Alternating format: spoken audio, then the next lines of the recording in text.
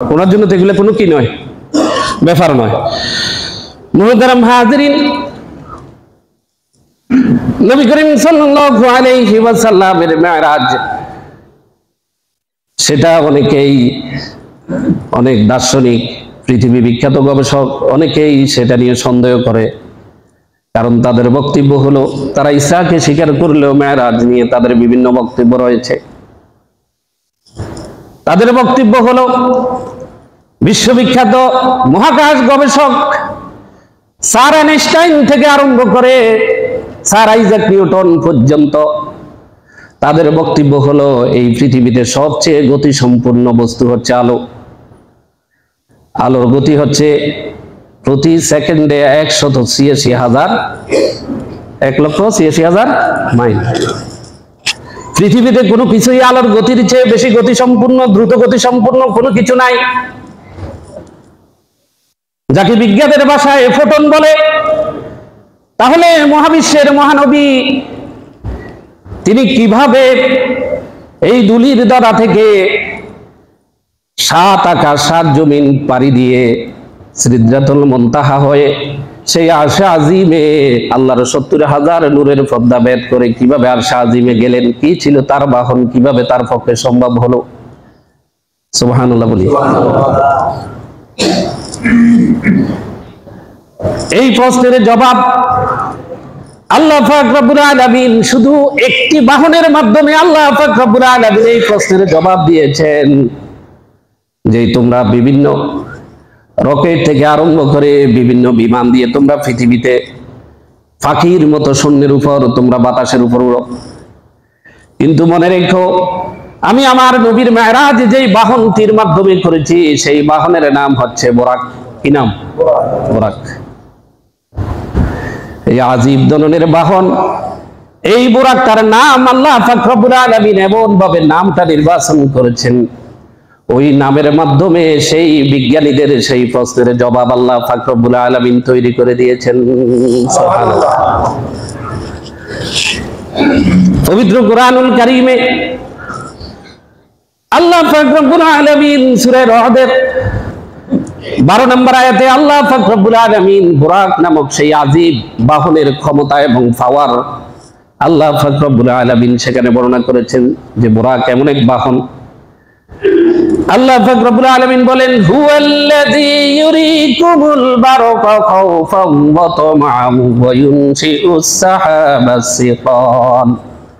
আমরা আল্লাহ পাক রব্বুল আলামিন বলেন, এখানে বুরাক শব্দটি বারকুন শব্দ থেকে এসেছে। বারকুন শব্দের অর্থ বিদ্যুৎ গতি বা বিজলি গতি।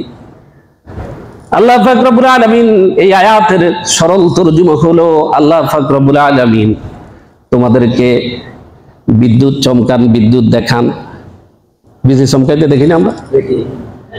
তোমাদেরকে ভয় এবং আশার সঞ্চার সৃষ্টি করার জন্য। এবং আল্লাহ পাক রব্বুল আলামিন আকাশের মধ্যে ঘন মেঘমালা তৈরি করেন। সুবহানাল্লাহ। বিদ্যুৎ গতি, বিজলি গতি, এখানে বুরাক শব্দটি আল্লাহ পাক রব্বুল আলামিন এই বাহনের নাম বর্ণনা করে আল্লাহ পাক রব্বুল আলামিন বুঝাতে চেয়েছেন যে বুরাক এমন একটি পাওয়ার এবং ক্ষমতা সম্পন্ন দ্রুতগামী বাহন, যে বাহনটি মহাকাশের ট্রিলিয়ন থেকে মিলিয়ন থেকে ট্রিলিয়ন থেকে মেগা ট্রিলিয়ন আলোক বর্ষের দূরত্ব মুহূর্তের মধ্যে অতিক্রম করতে সেই বুরাক সক্ষম। আমরা সকলে বলি সুবহানাল্লাহ। সকল প্রশ্নের জবাব আল্লাহ পাক রব্বুল আলামিন দিয়ে দিয়েছেন। কারণ তাদের প্রশ্ন ছিল, এই মহাবিশ্বের মধ্যে অসংখ্য গ্রহ নক্ষত্র রয়েছে, সূর্য রয়েছে, অসংখ্য তারকারাজি রয়েছে, গ্যালাক্সি রয়েছে, ব্ল্যাক হোল রয়েছে। এই সবগুলি পাড়ি দিয়ে কিভাবে মহানবী প্রথম আসমানে গিয়েছিলেন, দ্বিতীয় আসমানে গিয়েছিলেন, আল্লাহর আরশে আজিমে গিয়েছিলেন, এগুলি কিভাবে নবী করিম সাল্লাল্লাহু আলাইহি ওয়াসাল্লামের পক্ষে সম্ভব হয়েছিল? তার কারণ হচ্ছে, আমরা সকলেই জানি, বিজ্ঞানীরা বলেছেন প্রত্যেকটি গ্রহ নক্ষত্রের আলাদা আলাদা মহাকর্ষণ শক্তি রয়েছে। আমরা সকলে বলি সুবহানাল্লাহ। আমরা আল্লাহ পাক রব্বুল আলামিন বুরাক নামক এবং আযীব শক্তিশালী সর্বোচ্চ পাওয়ার এবং ক্ষমতা সম্পূর্ণ বাহন আল্লাহ পাক রব্বুল আলামিন নবীর জন্য পাঠালেন। এই মহাকাশ মহাবিশ্বের প্রত্যেকটি গ্রহ নক্ষত্রের যে আলাদা আলাদা মাধ্যাকর্ষণ শক্তি রয়েছে, সেই মাধ্যাকর্ষণ শক্তিগুলিকে ফাঁকিয়ে দিয়ে সেগুলি প্রথম আসমান, দ্বিতীয় আসমান, তৃতীয় আসমান, চতুর্থ আসমান, সপ্তম আসমান হয়ে সিদরাতুল মুনতাহা হয়ে আল্লাহর 500 নূরের পর্দা ভেদ করে আরশে আজিমে গিয়ে নবী করিম সাল্লাল্লাহু আলাইহি ওয়াসাল্লাম আল্লাহর দিদারের জন্য সেখানে উপস্থিত হয়ে গেলেন। সুবহানাল্লাহ। মুহতারাম হাজিরিন, সুতরাং এই মেরাজ মানুষের চিন্তার জগৎকে উন্মুক্ত করে দিয়েছে। একজন মুসলমান এই সেই মেরাজ সম্পর্কে শতভাগ বিশ্বাস করে, কোনো কি নাই, সন্দেহ নাই। আমাদের আহলে সুন্নাত ওয়াল জামাত আকীদা হলো মেরাজ কি সশরীর হয়েছে এবং মেরাজ কি সত্য। তার কারণ হচ্ছে সহিহ বুখারী, নবী করিম সাল্লাল্লাহু আলাইহি ওয়াসাল্লাম বলেছেন, মুখতাসার সহিহ বুখারী 346 পৃষ্ঠার মধ্যে হাদিসটি এসেছে। আল্লাহর নবী মেরাজ সংগঠিত করে সে যখন মক্কার কুরাইশদের মধ্যে বললেন, লাম্মা কাযাবানি কুরাইশুন কুনতু ফিল হাজর, হাদিসের বরকত, যে আমি যখন মেরাজের বর্ণনা মেরাজ করে এসে মক্কার মানুষদের সামনে যখন বর্ণনা করলাম, তখন লাম্মা কাযাবানি কুরাইশুন, কুরাইশের সবাই আমাকে মিথ্যাবাদী হিসেবে সাব্যস্ত করলো। আমরা সকলে বলি নাউযুবিল্লাহ। আসাদুল কাযাব, আল্লাহ বলতেছো নবী করিম সাল্লাল্লাহু আলাইহি ওয়াসাল্লামকে কি বললো? মিথ্যাবাদী বলেছিলেন। নবী করিম সাল্লাল্লাহু আলাইহি ওয়াসাল্লামের এই কথার পরিপ্রেক্ষিতে কাফের মুশরিকরা হযরত আবু বকরের কাছে দৌড়িয়ে গেল। তাড়াতাড়ি আবু বকরের কাছে গেল, বলছে এতদিন তো আমরা বলছি যে মুহাম্মদ সাল্লাল্লাহু আলাইহি সাল্লাম আসলে একটা পাগল, তুমি তো বিশ্বাস করো না, এখন দেখো শুধু পাগল না, বদ্ধ পাগল। নাউযুবিল্লাহি মিন যালিক। বলেছে কেন পাগল হতে যাবে কেন আমার নবী? বলেছে দেখো এখন কি বলে। উনি বলে রাত্রের কিছু অংশে লাইলান শব্দ আল্লাহ উল্লেখ করেছেন, নাকারা, অর্থাৎ সময়ের পরিমাণ এখানে উল্লেখ করে নাই, সামান্য কিছু সময়। তিনি নাকি এখান থেকে মসজিদ আকসা পর্যন্ত সেটা ভ্রমণ করেছেন, এরপর প্রথম আসমানে গিয়েছেন, দ্বিতীয় আসমানে গিয়েছেন, আবার সকল এখানে মসজিদ আকসাতে সকল নবীদেরকে ইমামতি করে নামাজ আদায় করেছেন। প্রথম আসমান, দ্বিতীয় আসমান, তৃতীয় আসমান, চতুর্থ আসমান, এই সব কিছু পাই দিয়ে জান্নাত জাহান্নাম দেখে, গুরুত্বপূর্ণ বিষয়গুলি দেখে আমাদের 5 ওয়াক্ত নামাজে ফরজ কয় রাকাত? 17 রাকাত। কয় রাকাত? মুফাসসিরগণ মুহাদ্দিসগণ বলেছেন যে 17টা গুরুত্বপূর্ণ নিদর্শন দেখিয়েছেন। কয়টা? 17টা। আবার সূরা বনী ইসরাঈলে আল্লাহ বলেছেন 14 দফা কর্মসূচি আল্লাহ দিয়েছেন নবীকে। কেউ বলেছেন সেই 14 দফার মিল রেখে আল্লাহ পাক রব্বুল আলামিন নবীকে গুরুত্বপূর্ণ 14টা আল্লাহর নিদর্শনাবলী দেখিয়েছেন। আমরা সকল বলি সুবহানাল্লাহ। বলে যে আবু বকর শুনো, তোমার নবী বলতেছে যে এই মুহূর্তের মধ্যে রাতের এই সামান্য কিছু অংশে, সেটা পরিমাণ উল্লেখ করো না, 1 ঘন্টা 2 ঘন্টা 5 ঘন্টা 10 ঘন্টা সেটা উল্লেখ করে না, সামান্য কিছু অংশের মধ্যে এই সব কিছু দেখে আবার চলে আসছে। বলো এটা কি কোনো সুস্থ বিবেক সম্পূর্ণ মানুষের বক্তব্য হতে পারে? নাউযুবিল্লাহি মিন যালিক। নবী করিম সাল্লাল্লাহু আলাইহি ওয়াসাল্লাম হযরত আবু বকর রাদিয়াল্লাহু তাআলা সাথে সাথে কাল ক্ষেপণ না করে সাথে সাথে বলে দিলেন, আমার নবী যদি নিজ মুখে বলে থাকে তাহলে এটা কি সত্য? এটা কি সত্য? আমি বিশ্বাস করলাম, শতভাগ বিশ্বাস করলাম। আমার অন্তরের মধ্যে এই ব্যাপারে কোনো কি নাই, সন্দেহ নাই। সাথে সাথে আল্লাহর পক্ষ থেকে, নবীর পক্ষ থেকে ওনাকে কি উপাধি দেওয়া হলো? সিদ্দিক, সিদ্দিকে আকবর, সর্বোচ্চ সত্যবাদী। মুহতারাম হাজিরিন, নবী করিম সাল্লাল্লাহু আলাইহি ওয়াসাল্লামের এই বক্তব্যের পরিপ্রেক্ষিতে আবু বকর রাদিয়াল্লাহু তাআলা তিনি বললেন, আমার নবী যদি বলে থাকেন তাহলে, তিনি যদি এটা বলে থাকেন তাহলে আমার অন্তরের মধ্যে কোনো সন্দেহ ছাড়া আমি সেটা বিশ্বাস করে নিলাম। আমরা সকলে বলি সুবহানাল্লাহ। সুতরাং আমরাও সেভাবে, যেহেতু আমরা আবু বকর রাদিয়াল্লাহু তাআলা অনুসারী, আমরাও সেটাকে সেভাবে কি করি? বিশ্বাস করি। সুবহানাল্লাহ বলেন। মুহতারাম হাজিরিন, এখন আসেন একটি প্রশ্নের জবাব। গুরুত্বপূর্ণ প্রশ্ন, সবাই মনোযোগ দিয়ে শুনবেন।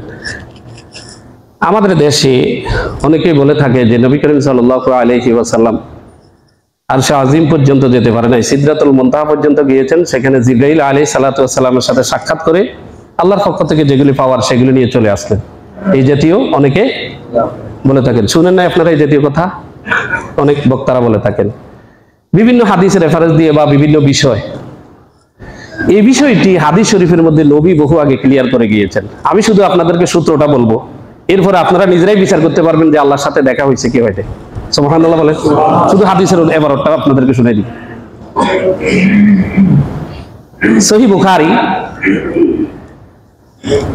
কিতাবুস সালাত প্রথম হাদিস 349 নম্বর হাদিস, হযরত আনাস থেকে বর্ণিত যে নবী করিম সাল্লাল্লাহু আলাইহি ওয়াসাল্লাম, আমরা সকলেই জানি যে অনেক লম্বা কাহিনী, যেহেতু সময় শেষ শুধু মূল কথাটা বলছি যে নবী করিম সাল্লাল্লাহু আলাইহি ওয়াসাল্লাম আল্লাহর সাথে সাক্ষাৎ করে আসার সময় ষষ্ঠ আকাশে কার সাথে দেখা হয়েছে? বলেন, কার সাথে দেখা হয়েছে? সহিহ বুখারীতে আসছে, মুসলিমে আসছে এই হাদিসটি। মুত্তাফাকুন আলাইহি হাদিসের মান, আল্লাহর আকাশের নিচে জমিনের উপর মুত্তাফাকুন আলাইহির মান কোরআনের পরে এই জাতীয় আর হাদিসের মধ্যে কোনো হাদিসের মধ্যে নাই। বুখারীতে আসছে, মুসলিম আসছে, একই কথা।